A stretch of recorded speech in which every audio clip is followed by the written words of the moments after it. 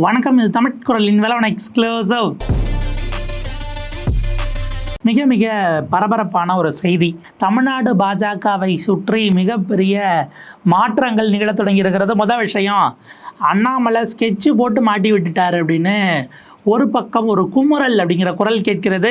குறிப்பாக இந்த 4 கோடி கொடுத்த மேட்டரில் கையும் களவுமாக ஆதாரங்களோடு சிக்கியிருக்கிறார் பாஜகவினுடைய எம்எல்ஏ நயினார் நாகேந்திரன். இது ஒரு பக்கம். அப்படின்னா இன்னொரு பக்கம் அண்ணாமலைக்கும் நம்முடைய ஆளுநர் RN ரவிக்கும் எந்த சண்டையும் இல்லை, நாங்கள் 2 பேரும் வந்து பார்த்திங்கன்னா ரொம்ப நட்போட தான், எந்த பிரச்சனையும் இல்லாமல் இருக்கும் அப்படின்னு ஆளுநர் மாளிகையிலிருந்து அவசரமாக ஒரு செய்தி குறிப்பு. அதற்கு காரணம், தமிழ்நாடு அரசு அண்ணாமலையின் மீது அதிரடியாக ஒரு வழக்கை பாய்ச்சிருக்கிறது. பாய்ச்சிட்டு அதில் ஆளுநர் தான் அந்த வழக்கை போட சொன்னார் அப்படின்னு ஒரு விஷயத்தை கசிந்ததன் காரணமாக இன்னைக்கு RN ரவி பதறி போய் இல்லை அண்ணாமலையோட எனக்கு எந்த விதமான முரணும் கிடையாது என்கிற ரீதியில் ஒரு அறிக்கையையும் விட்டிருக்கிறார். முதல்ல நயினார் நாகேந்திரன் எப்படி இப்படி வெளிப்படையாக அவர் மாட்டியிருக்கிறார் அப்படிங்கிறதும், அவரை மாட்ட வைத்தது, சிக்க வைத்தது யார் என்கிற கேள்விகள், அதனுடைய பின்னணி அரசியல் என்ன, ஜூன் 4ஆம் தேதி ஆளுநரில் தொடங்கி அண்ணாமலையிலிருந்து நயினார் நாகேந்திரன் வரைக்கும் பலருக்குமான அடுத்த கட்ட அரசியல் நகர்வு என்ன, எதிர்காலம் என்ன என்பது தெரிந்துவிடும் அப்படிங்கிறது தான் சுவாரஸ்யமான விஷயம். அதனுடைய பின்னணியை விரிவாக விளக்குகிறது இந்த தமிழ் குரலின் வளவன் எக்ஸ்க்ளூசிவ் செய்தி தொகுப்பு. நயினார் நாகேந்திரனுக்கு கொடுப்பதற்காக அவர் வந்து பார்த்திங்க அப்படின்னா திருநெல்வேலியில் போட்டிக்கிட்டார். அவருக்கு கொடுப்பதற்காக 4 கோடி ரூபாயை நாங்கள் கொண்டு போனோம் அப்படின்னு ட்ரெயினில் சீட்டு நம்பரோடு யாரோ எழுதி கொடுத்துருக்காங்க. இந்த சீட்டில் இந்த பேரோட, இந்த கலர் சட்டையோட, இந்த பெட்டி சூட்கேஸோட போகிறாங்க, இத்தனை பெட்டியோட போய் பிடிங்க அப்படின்னு ஒரு தகவல் வருது. இது வந்து பார்த்திங்கன்னா நம்ம எல்லாருக்கும் தெரிஞ்சிருக்கும். அந்த 4 கோடியை பிடிபட்டவர் பார்த்திங்கன்னா நயினார் நாகேந்திரனுக்கு சொந்தமான ஹோட்டலில் பணியாற்றக்கூடியவர், அதனுடைய மேனேஜராக இருக்கிறார். மீதியெல்லாம் அவங்களுக்கு வேண்டப்பட்டவங்க. அதில் முக்கியமானது பாஜகவோட உறுப்பினர் அட்டை வேறு வச்சுருக்கிறாங்க. இதை பிடிச்சாங்க. அப்போ என்ன சொன்னாங்க அப்படின்னா, இது வந்து சீட்டோட பிடிக்கிறாங்க அப்படின்னா யாரோ சொல்லியிருக்காங்க, அது அண்ணாமலையாக கூட இருக்க வாய்ப்பு இருக்கிறது அப்படின்னு அரசல் புரசலான்னு சில விஷயங்கள் பேசப்பட்டது. அண்ணாமலை முதல் 2 நாட்களுக்கு அதை பற்றி எதுவும் பெருசாக சொல்லலை. அதற்கு பிறகு அவர் கருத்து தெரிவிக்கும் போது அது அவர் நிரூபிப்பார், நாங்கள் அப்படிலாம் செய்யலை அப்படின்ற மாதிரி சொன்னார். நயினார் நாகேந்திரன் ஒரு வார்த்தை சொன்னார், எனக்கும் அதற்கும் அந்த பணம் என்னுடைய பணம் இல்லை அப்படின்னு சொன்னார். அந்த பணம் அவருடைய பணம் இல்லை அப்படின்னா என்ன அர்த்தம் அப்படின்னு எல்லாரும் யோசிக்கும் போது தான், அது பாஜகவிலிருந்து செலவு பண்ண கொடுக்கப்பட்ட பணம், அதனால் அது நயினார் நாகேந்திரனுக்கு சொந்தமான பணம் இல்லைன்னு அவர் சொல்லியிருக்கிறாரோ அப்படிங்கிற மாதிரியான கேள்விகளை பலரும் எழுப்பினாங்க. இப்போ அதனுடைய அடுத்த கட்டமாக நயினார் நாகேந்திரன் ஒருபடி மேலே போய் கேட்டார், எவ்வளவோ பணத்தை பிடிச்சாங்க, எதுக்கு இந்த 4 கோடியை பற்றி மட்டும் எல்லாரும் கேட்குறாங்க அப்படின்னு ரொம்ப வெள்ளந்தியாக ஒரு கேள்வியை கேட்டார். எதிர்கட்சி ஆளக்கூடிய மாநிலத்தில் இருந்தீங்கன்னா உங்கள் கேஸு வேகமாக விறுவிறுப்பாக போக தான் செய்யும். நீங்கள் பாஜக ஆளக்கூடிய மாநிலத்தில் எதிர்கட்சியை சேர்ந்தவங்களுக்கெல்லாம் வழக்கே நடத்தாமல இருக்கீங்க அப்படின்னு அவரை நோக்கி நம்ம கேட்க வேண்டியிருக்கிறது. நீங்கள் எதாக இருந்தாலும் தேர்தல் ஆணையத்திட்ட தான் கேட்கணும். ஏன்னா பிஜேபி அப்படி தான் சொல்லும். ஏன் நீங்கள் எதிர்கட்சி மேலே வழக்கு போடுறீங்க அப்படின்னா, இன்றைக்கி பாருங்கள், இன்றைக்கி வந்து சட்ட ஒழுங்கு தேர்தல் ஆணையத்திடம் இருக்கிறது, அவங்கள கேட்கணும், அவங்க நியாயமாக செயல்படுறாங்க அப்படிம்பீங்கல்ல. அந்த மாதிரி நயினார் நாகேந்திரனுக்கும் இது நியாயமாக செயல்படுவது தேர்தல் ஆணையமாக இருக்கும் அப்படிங்கிற ஒரு விஷயமும் இருக்கிறது. ஸோ நயினார் இப்போ எப்படி மாட்டினார் அப்படின்னா, அவருக்கு முதல் சம்மானம் வழங்கப்பட்டது, அவருக்கு ஊரில் கொடுத்தாங்க, அவர் இல்லை, வேறு ஏதோ ஒரு வேலைக்காக அவர் இப்படி கமலாலயம் வந்துட்டு சென்னை வந்துட்டு போகலான்னு இப்படி வந்தார் பாருங்க. அவரை போய் நேரில் பிடிச்சி 2வது சம்மானம் அவர்கிட்ட கொடுத்துட்டாங்க நம்முடைய காவல்துறையினர் அப்படிங்கிறத பார்க்குறோம். அஃப்கோர்ஸ் இது ரயில்வே ஸ்டேஷனில் பிடிக்கப்பட்டிருந்தாலும் அதுக்கு பக்கத்தில் தாம்பரத்தில் தான் பிடிச்சாங்க. ஸோ அதுக்கு பக்கத்தில் இருக்கக்கூடிய அந்த காவல் நிலையத்துக்கு அதை கேஸை ட்ரான்ஸ்ஃபர் பண்ணிட்டாங்க. இப்போ இந்த 4 பேரையும் நயினார் நாகேந்திரன் தான் ட்ரெயின் ஏற்றி விட்டிருக்கிறார் அப்படிங்கிறதுக்கான ஆதாரம் தான் வெளியில் வந்திருக்கிறது. இப்படி வந்து, அதாவது படம் ஒன்று பாடி சோடா அப்படின்ட்டு வடிவேல் நடிச்சிருப்பார், போக்கிரின்னு நினைக்கிறேன். அதில் வந்து பார்த்திங்கன்னா விதவிதமாக கெட்டப் மாற்றிட்டு வருவார். விதவிதமாக கெட்டப்பை மாற்றிட்டு வந்துட்டு அவங்க ஒவ்வொரு முறையும் கண்டுபிடிச்சிருவாங்க. கண்டுபிடிச்சி ஃபாலோ பண்ணுறியாடா பாடி சோடா அப்படின்னு போய் பிடிப்பாங்க. எப்படா ஒவ்வொரு முறையும் கண்டுபிடிக்கிறீங்க அப்படின்னா, மண்டையில் இருக்க கொண்டையை கவர் பண்ணாமல் ஒவ்வொரு முறையும் வந்தால் கண்டுபிடிக்க மாட்டோமா அப்படின்னு அவங்க கேட்பாங்க. அந்த மாதிரி இந்த 4 பேரை ட்ரெயின் ஏற்றி விட்டது நயினார் நாகேந்திரன் தான் அப்படிங்கிற குற்றச்சாட்டு இப்போ எப்படி சிக்கியிருக்குன்னா, ட்ரெயினில் அவசர கதியில் டிக்கெட் ரிசர்வ் பண்ணியிருக்கிறாங்க. இப்போ பலருக்கும் தெரியும், திடீர்னு ஒரு எமர்ஜென்சி வருது அப்படின்னா தட்கல்ல இருக்கான்னு பார்ப்போம். முடிஞ்சவங்க இல்லைன்னா ரயில்வேல யாராச்சும் வேலை செஞ்சாங்க, தெரிஞ்சவங்க இருந்தாங்க, ரத்த சொந்தமோ இல்லை நிறுவன சொந்தமோ அப்படின்னா சில சிபாரிசு மூலயமா வாங்க முடியுதா அப்படின்னு பார்ப்போம்.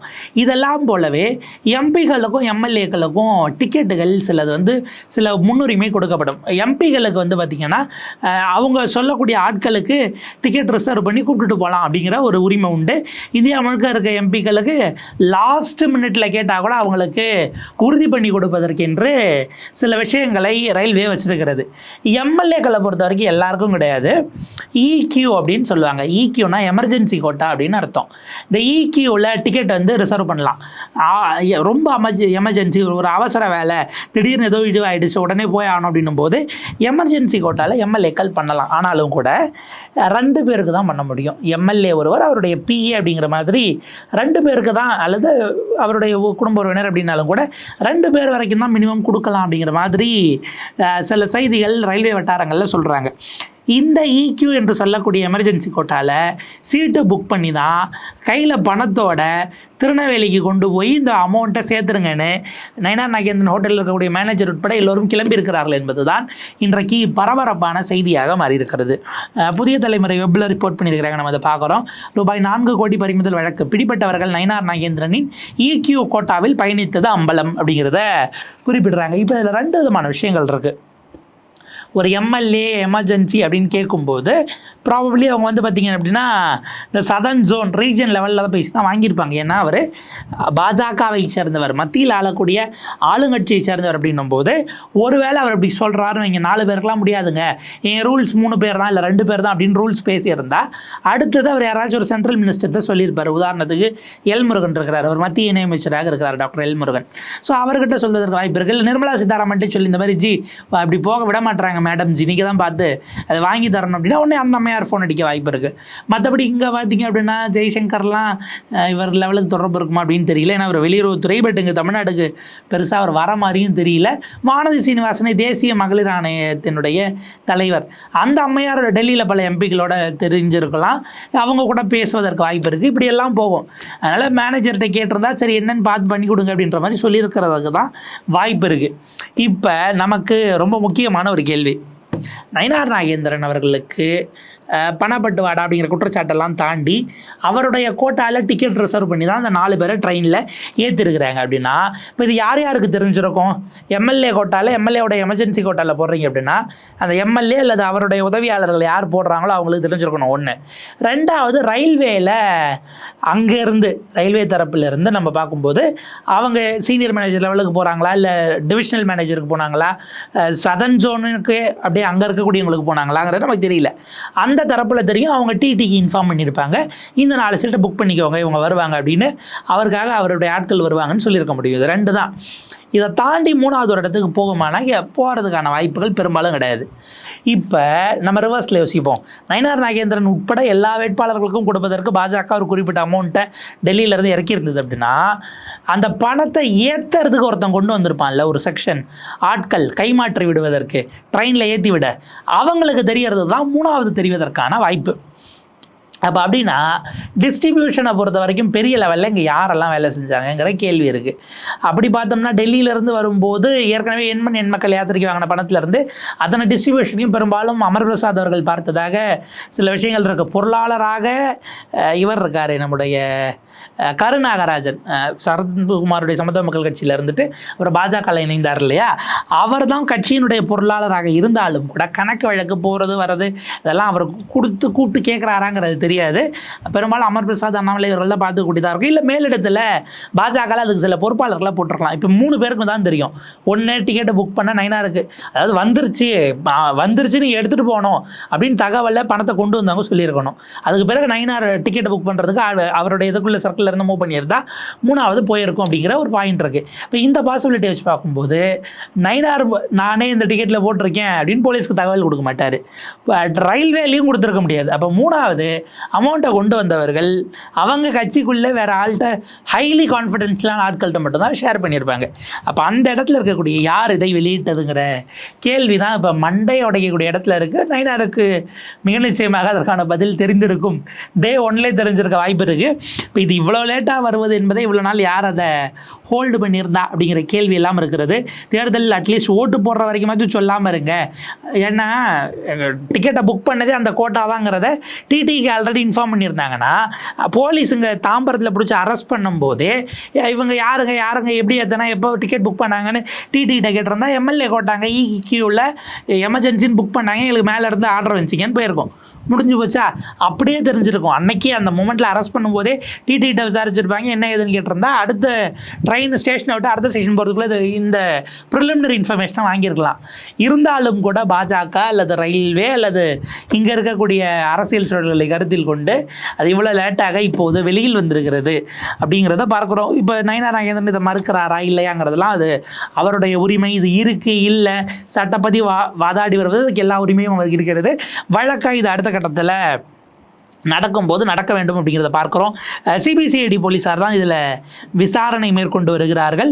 இது வரைக்கும் 15க்கும் மேற்பட்டவர்கள்ட்ட விசாரிச்சிருக்காங்க அப்படிங்கிறத பார்க்குறோம். ஆக நயினார் நாகேந்திரனுடைய இந்த வழக்கு அடுத்த கட்டமாக எப்படி போக போகிறது அப்படிங்கிறது நிச்சயமாக இது வந்து பார்த்திங்க அப்படின்னா ஜூன் 4க்கு பிறகு தான் இதனுடைய போக்கு என்னங்கிறது நம்மளால் உணர முடியும் அப்படிங்கிறது இருக்கிறது. ஏன்னா பணத்தை பிடிச்சது போனதெல்லாம் தேர்தல் ஆணையம் அப்படிங்கிற அக்கௌண்ட்லேருந்து நம்ம பார்த்தோம்னா அப்படி ஒரு விஷயம் இருக்குது. ஸோ இப்போ இதுக்கு அடுத்து நம்ம பார்க்கக்கூடியது ஆளுநர் மாளிகையிலிருந்து அவசரமாக ஒரு செய்தி. அண்ணாமலைக்கும் எனக்கும் எந்த சண்டையும் இல்லை, நான் அவருக்காக எந்த நடவடிக்கையும் எடுக்கணும்னு பரிந்துரைக்கல அப்படின்னு ஆளுநர் மாளிகை அவசர கதியில் ஒரு செய்தி குறிப்பு ஒரு மறுப்பை வெளியிட்டிருக்கிறது. என்ன நடந்தது அப்படிங்கிறத பார்த்துக்கலாம். முதல்ல ஆளுநர் மாளிகை செய்தி குறிப்பை பார்த்துக்கலாம். மாண்புமிகு தமிழ்நாடு ஆளுநர் அவர்களால் திரு கே அண்ணாமலை தமிழ்நாடு பாஜக தலைவர் மீது கிரிமினல் வழக்கில் வழக்கு பதிவு செய்ய அனுமதி அளித்துள்ளதாக ஊடகங்களில் பரவி வரும் செய்தி குறித்து தமிழ்நாடு ஆளுநர் மாளிகைக்கு கடந்த 2 நாட்களாக பொதுமக்களிடமிருந்து பரபரப்பு கேள்விகள் எழுப்பப்பட்டு வருகிறது. அதாவது நமக்கு நல்லா தெரியும், சண்டே சாயங்காலம் ஒரு நியூஸ் பிரேக் ஆச்சு. என்ன அப்படின்னா ஒரு சர்க்குலர் நம்முடைய தமிழ்நாடு அரசின் சார்பில் வெளியிடப்பட்டிருக்கக்கூடிய ஒரு ப்ரெஸ் ரிலீஸ் கூட இல்லை, அது வந்து இதுதான் லா அண்ட் ஆர்டர்னும் போது பொது அமைதி கிட்டத்தட்ட ஹோம் டிபார்ட்மெண்ட் தான் உள்துறை அமைப்பு, உள்துறை செயலாளர், உள்துறை செயலகம் இருக்கு இல்லையா, தமிழ்நாட்டினுடைய உள்துறை செயலகம், அவங்க இது பண்ணுறாங்க.